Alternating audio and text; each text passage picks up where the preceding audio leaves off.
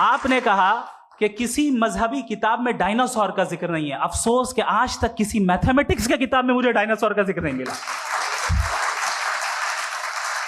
तो इसका मतलब मैथमेटिक्स की किताब बेकार है? नहीं, उसका वो टॉपिक नहीं है। रेवलेशन का और मजहबी किताबों का टॉपिक ये नहीं है कि आपको आके बताए साइकिल कैसे बनाते हैं, या आकर ये बताएं कि जो है डायनासोर कब था। वो तो मोरालिटी सिखाने आया है, गॉड के बारे में बताने आया, नॉन फिजिकल रियलिटी की हकीकत को सिखाने के लिए आया। रिलीजियन साइंस को रोकता है? नहीं रोकता। अगर रोकता है तो गलत करता है। रिलीजियन साइंटिज्म को रोकता है, जिसमें हमारे जावेद साहब मुब्तला हैं। साइंस और साइंटिज्म में फर्क है। साइंटिज्म यह है कि आप समझें कि साइंस और साइंटिफिक मेथोडोलॉजी ये नॉलेज को हासिल करने का वाहिद सोर्स ऑफ नॉलेज है। यह है साइंटिज्म। हम इसे रिजेक्ट करते हैं। हम साइंस को तो तरक्की करते हैं, भाई आप हमारी पूरी तारीख कर लें, पढ़ लें तो आपको पता चल जाएगा। बहरहाल ये अलग टॉपिक है। उसके बाद इन्होंने एक लफ्ज कहा, वेटिकन ने फतवा दिया। वेटिकन का फतवे से कोई ताल्लुक नहीं है, दोनों कॉन्ट्राडिक्टरी अल्फाज हैं। उसके बाद उन्होंने कहा कि भाई हमें नहीं मालूम। अगर नहीं मालूम तो क्लियरली कह देना कि नहीं मालूम है, इसमें क्या हर्ज है? तो वही तो मैं कह रहा हूं ना कि आप कह दें कि नहीं मालूम, लेकिन क्लेम क्यों कर रहे हैं कि गॉड एग्जिस्ट नहीं कर रहा है? आप कह दें नहीं मालूम है, हो सकता है हो सकता ना हो, लेकिन आप क्लेम कर रहे हैं। The moment you say God does not exist, this is a claim, and now the burden of proof is upon you too, जैसे हमारे ऊपर है। और क्यों है मैं बताता हूं, क्यों है ये भी मैं बताता हूं। फिलोसॉफिकली जो क्लेम होता है ना, सिर्फ ये नहीं होता कि इंसान कहे पॉजिटिव क्लेम करे और नेगेटिव क्लेम करे तो बर्डन ऑफ प्रूफ नहीं है। आप मिसाल के तौर पे मैं कहूं कि फुला उस कमरे में कोई नहीं है, मैंने एक नॉलेज का क्लेम किया है। उस कमरे में कोई नहीं है, मैंने एक नॉलेज का क्लेम किया। या तो मैं कहूं मुझे नहीं पता, हो भी सकता है नहीं भी हो सकता है, this is not a claim.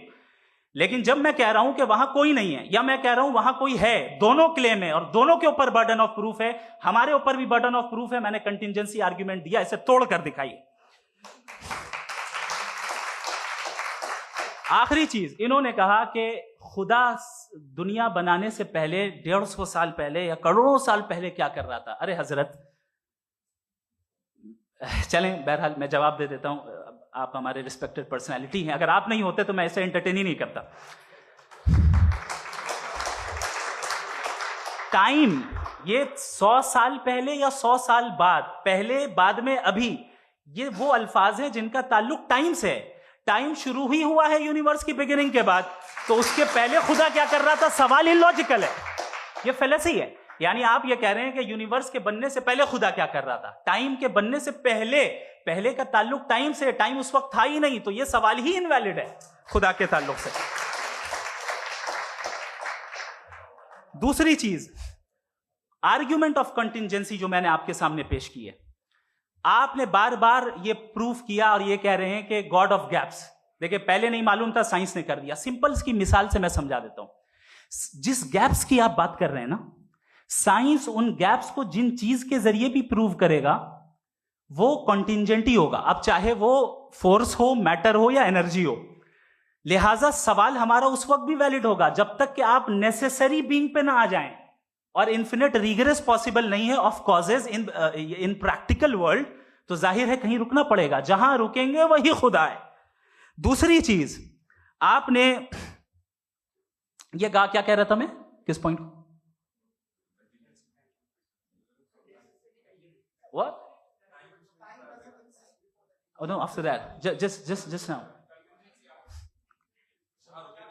हाँ, जहां रुकेंगे वही खुदा है। बहरहाल, तो टाइम का जिक्र हो गया, गॉड ऑफ गैप, सॉरी, या इसकी एक मिसाल आप ले लें।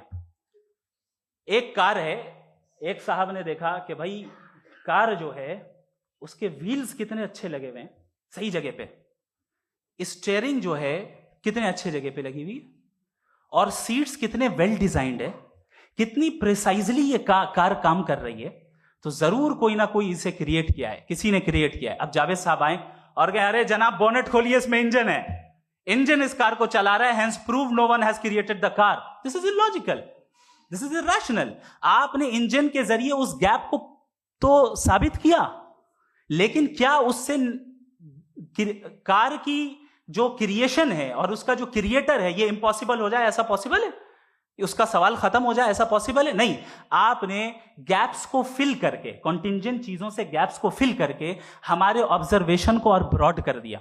अब हमें और पता चल गया कि ये जो कार है इसका सिस्टम कितना ज्यादा कॉम्प्लेक्स है। पहले कम समझते थे, अब कॉम्प्लेक्सिटी और ज्यादा वाजे हो गई। अब हमें समझ में आ रहा है कि हमारी सर्टेनिटी और बढ़ गई कि जरूर इस कार को किसी ना किसी ने बनाया। यही मामला यूनिवर्स का है। साइंस हमेशा फिजिकल वर्ल्ड की चीजों को ही फिल करती जाएगी और फिजिकल चीजों से ही करती जाएगी, क्योंकि एम्पेरिकल एविडेंस का ताल्लुक फिजिकल वर्ल्ड से है। आप साइंस के जरिए मेटाफिजिकल रियलिटी को कभी साबित नहीं कर सकते। ये रॉन्ग टूल का इस्तेमाल करना है। ये वही काम है कि आप मेटल डिटेक्टर से प्लास्टिक डिटेक्टर करने चलें, जो कि जाहिर है सही नहीं है। Thank you.